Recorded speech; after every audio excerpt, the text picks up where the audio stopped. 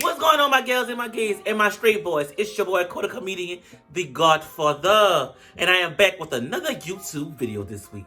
How are you guys doing? What's going on with you guys? I'm going to kick off March right in the right way. I want to give you guys a little bit of March madness. Yes, you guys. As you can see, we are back with you guys' favorite video, the gas station trades. Yes, we are back with the gas station trades videos.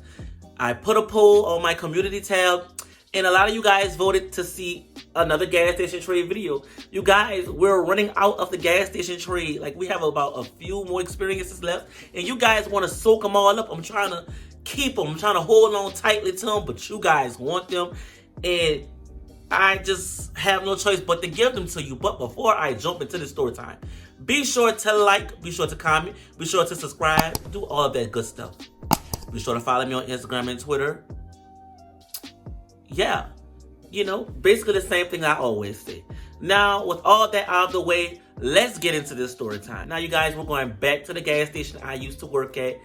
For those who don't know, and for those who are new into the room, hi, my name is Cole. Hello. Yes, if you're jumping into part 4, you should go back to part 1 for the new people who really don't know much about this. But yes, I'm going to give you guys a little background knowledge. I used to work at a gas station called Circle K. I used to do the overnight shift. And if you guys know, at nighttime, the freaks come out at night, baby. They come out at night and they want to get a little strip suck action. So, and with lips like mine and a face like mine, I brought all the boys to the yard. These milkshakes brought them too, but it was the mug that brought them to the yard. I'm doing my overnight shift on this night, and not the prettiest fellow came in, but I could tell that he wanted to dibble and dabble. I could tell. He was about 5'6". He wasn't the tallest, and he was ugly as shit. I'm not even gonna lie to y'all. But you guys, on this night, I kind of, went for it because I had a feeling that he was a little foo-foo the way he was watching me. And I just went for it. If he was a nice looking man, I wouldn't have went for it. I usually let him come to me. But since he was an uglier fellow, I started directing my energy towards him. He came to the counter. He wanted to buy, I think, a Swisher Sweet. I think it was a Swisher Sweet. You know what the boys like to get, a little Swisher Sweet or a game silver, natural silver.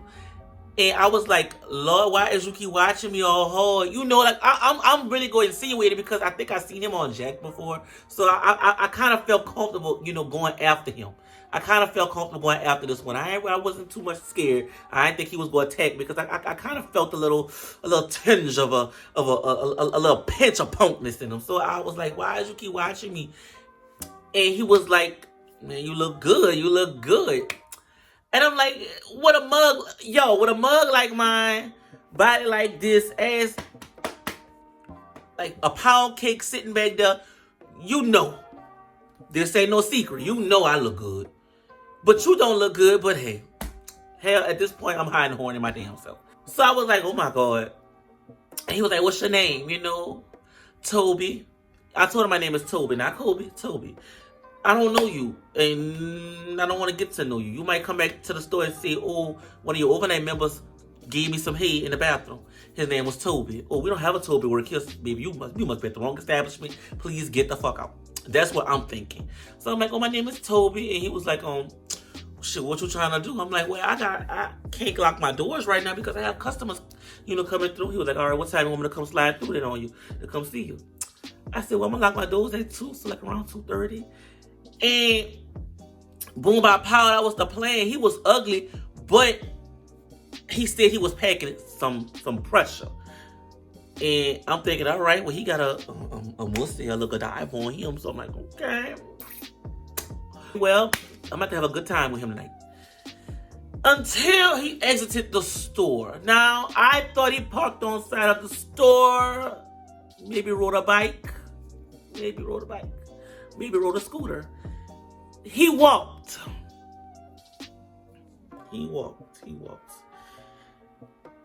He said, when I was texting him on Jack for him to come back, he said he has to walk about 25 minutes.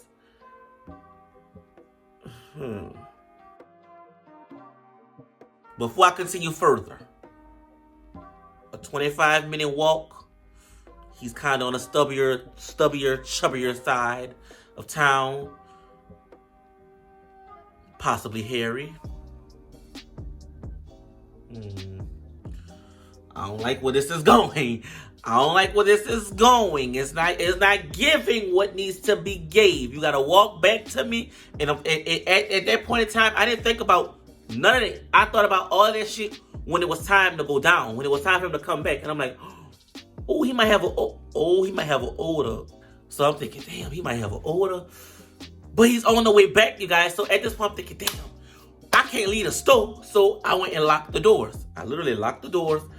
I cleaned up first. I locked the doors. I ran into the office.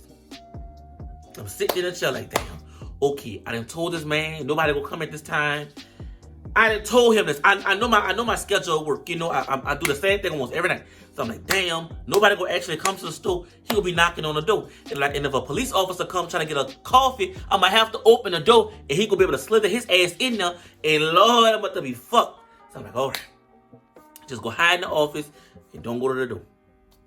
About 15 minutes past, I was in the office. He came knocking on the door. He was knocking on the door. He came knocking on the door. I ain't go. I'm in the office just snickering at the camera like, I don't think I want to do nothing with you. Like, I'm scared of you. Like, I really was scared of him. Like, not scared in a way like he might beat my ass, but like, you might have an odor. And you might not be packing after all. If you are packing some pressure, stank pressure ain't the good pressure, bitch. I don't want that.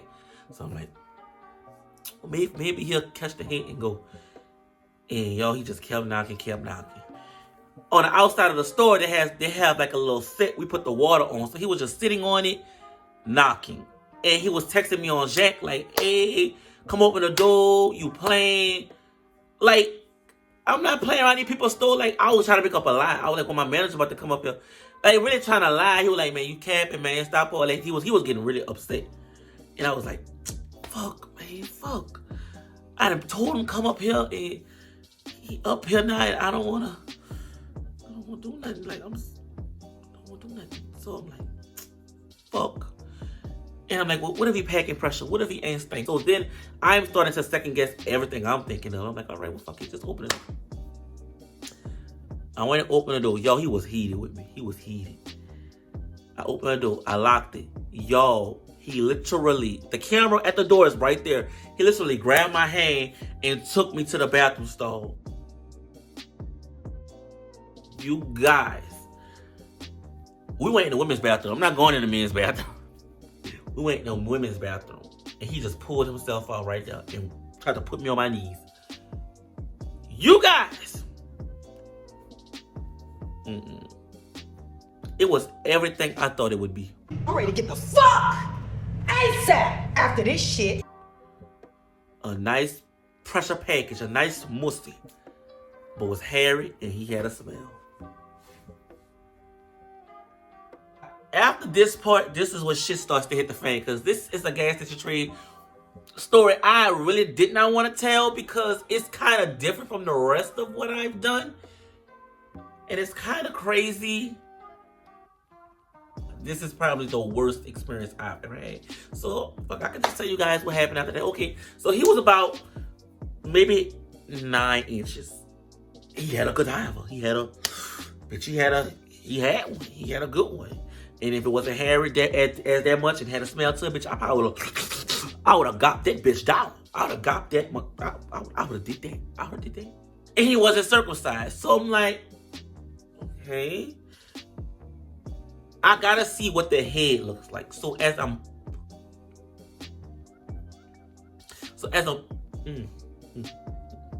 pulling back the skin, it had white,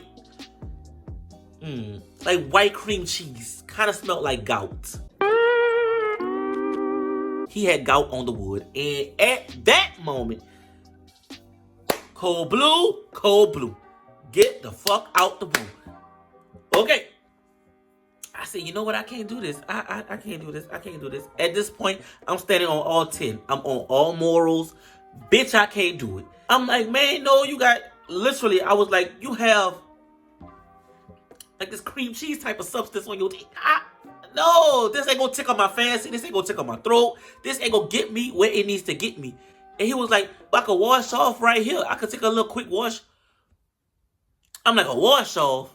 A wash off? You guys, you might be thinking, this shit is so fake. Jacoby, why you lying to us? This shit is real. He wasn't, I don't think he was a crackhead. I think he was one of those trap dudes that be in a trap all day. But your hygiene wasn't where it need to be. So he was like, okay, I really won't do this. So at my convenience store, we sold soap. We didn't sell towels, but we sold soap. So he had to be to prison before, because you only do this in prison when you take a bar of soap and you lather your body and you know that's I only see that on prison movies. So I'm like, you had to go to jail. He went and got a soap off the aisle, did not pay for it, and went and tried to lather his body off in the women's bathroom. At that point in time, I see, you know what, I'm about to go. So this is what I did. I ran behind the counter, but I got on the store phone and called the police. Now, this was shit got a little crazy. I said, please send someone. There's a man up here that's sexually harassing me. He took a bar of soap and went into the bathroom, is washing himself off. He's exposing his genitals to me. I literally lied. I lied. I lied. Yes, I did. Don't bash me in the comments. Do not tell me in the comments, bitch, you got more than what you bargained for. You gotta go through what you set up. Yes, I know I played a part in this, but bitch, I did not know he would have had gout on the tip. I didn't know none of that. I just knew I was hot and horny. I caught him looking. I was bold, but I did too much. So I was like, he's sexually harassing me. The cops literally took about like 7 minutes to get up there. Although the police station is right down the fucking road. Do better. Do better, Louisiana. Do better. We received a disturbance, he told the guy, and I'm like, yeah, customers came in here and said that you was the one that was flashing them on the highway. I lied. I'm gonna keep my fucking lie going. But the guy said somebody called anonymous, and I'm like, that's fucked up. That's fucked up. I'm like, man, that's so, I'm like, but he ain't do me nothing, but he gonna have to exit the store because, if all that's going on, the whole time I called. And this story time goes way further from the store. Like, this shit, to this day, is kind of still going on. Because he's still fucking mad at me. Cop was like, we got a disturbance. You might have to leave the premises. And I'm like, that's messed up because he didn't do nothing. But I understand, you guys. I understand. Take his ass. Knowing, bitch, I called. I'm the one that called and said all that was going on. They put him in handcuffs, put him back in the car. I was like, well, I'm going to press charges, right? Because I ain't do nothing. And he didn't do nothing to me. He was like, no, we're just going to take him probably to his house or probably to a holding cell till Monday. We're going to release him. Nothing, nothing like that. Because it was kind of late in the morning. And they got the impression that he was a crackhead. Maybe I should have thought of that way too. But he was on Jack and he had a phone. He had an iPhone. So I'm like, you're not giving me crackhead vibes, but you're giving me like drug dealer vibes, Boom. They put him in a police car, took him on home. Took him wherever. And I'm like, yikes, a big 9-inch Godiva gotta go. Ooh, if you was only cleaned up and washed up, you could have destroyed my throat. All right. Boom. That night ended. About 2 weeks after that, he hit me back up on Jack. So, what really happened that night? He was angry. He was like, because I still don't know what happened. And I'm like, what you mean? And he was like, we're supposed to do something. I went and washed off in the bathroom. The cops came and said all types of stuff that somebody called anonymous. I was like, you fucking cops, y'all are so no good. Why would you even tell him someone called anonymous and said all this shit? Now he tracing it back to me. Look at this shit, yo. Look at this shit, yo. This man probably come back and go boom and just boom and shoot my stupid ass. Because now I didn't, because y'all dumbass didn't went and told him what the anonymous person said. Keep your mouth closed. Fuck. So he was like, what happened that night? And I'm like, I don't know. Someone said that you came and flashed them or something happened, I guess, on your way here or whatever. And they called the police because you came here. I said it probably was a white person, because I was cool with all the Caucasians in the area. I was in like a suburbs area. So, yeah. I was cool with them, so they was looking out for me. And I'm like, well, shit, I'm glad you ain't go to jail or whatever. He was like, man, fuck all that. You still work there? I'm trying to do something. No, I don't work there. The next fucking day, I just so happened to go work an evening shift. The guy came in there with his homeboy. Y'all, I want the shit bricks. I want the shit bricks. Okay, let's do a quick recap, because this is where shit starts to really hit the fucking fan. And I almost got attacked. I was at work, you know, overnight shift, and a guy came in there. I felt as if he had big cock energy. I went with the move. We set something up. He came back. He was packing 9 inches of meat. The meat wasn't clean. He wasn't clean. He took a bar of soap off the aisle to wash himself up. Yeah, that really happened. I called the police, made up a lie. The police came and arrested him and took him home. Time went on. He texted me again and said what happened that night. I acted like I didn't know. He wanted to try again, asked if I worked there. I said no. The next day right after that, he came with his friend. I was working the shift. He caught me. Okay. After I got caught, as you must know, when the police was called that night, they took me off overnight shift for like about a month. It was like, you know, bitch, I ain't lying. Every time I worked the overnight shift, some shit went on. Either I was getting into some shit, a customer was stealing, or I was doing all type of shit. So they took me off that shift and I got caught. Fuck it, I got caught. And he texted me, was like, I thought you didn't work there no more, man. Why are you fucking playing with me? At that point, he was getting mad. And at that point, bitch, I just stopped giving a fuck. Like, you know, like, oh, well, fuck it. And so he started, I guess he started using his brain. He started putting 2 and 2 together. And he was like, my nigga, it was you. It was you that called the police that night. Yo, I'm not in no position to lie to him. I'm like, man, whatever, man. He was like, man, my nigga, really, like, you really sad, man. I'm gonna really slap you when I catch you. Like, he said he wanted to slap me. I think he wanted to slap my ass, to be honest with you. Fast forward to the now. I started working there 2 years ago, but he apparently still got this anger in his heart for me. And he found me on Jacked again. And he still remember the whole night. He was like, all right, what's up now? Because I won't come see you. You still work there? I said, no, I don't work there no more. Where you at? Let me pull up on you. Me being a dumbass. I gave him my address. He came here. Red light was on.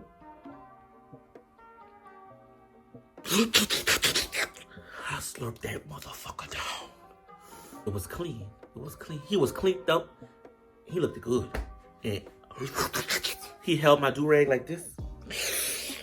I worked that motherfucker out. He worked me out. He followed me like a W-2. I cashed his ass out like a check, bitch. Ooh. Girl, that man had some pipe on him. Oh my fucking God. That was like 2.5 years in the making. Of all the extra shit, all the shit I did, got us to that moment. It was worth it. Did he slap me? He did slap me. He slapped my ass. He slapped up. Ooh, he had so much anger towards me. Yo, I'm not gonna lie. When I was servicing, when I was doing my fucking ditty, the truth kind of slipped out. I was like, yeah, I called. And I'm expecting probably an ass whooping because I called. I'm the one that called the people. He took my face and he just kissed me in my mouth. At that point, I want to murder him. What the fuck? You guys, that was my gas station trade experience. Probably the worst one of all. Yeah, I kind of felt weird telling you guys this story. It wasn't the best moment I've had sexually in my life.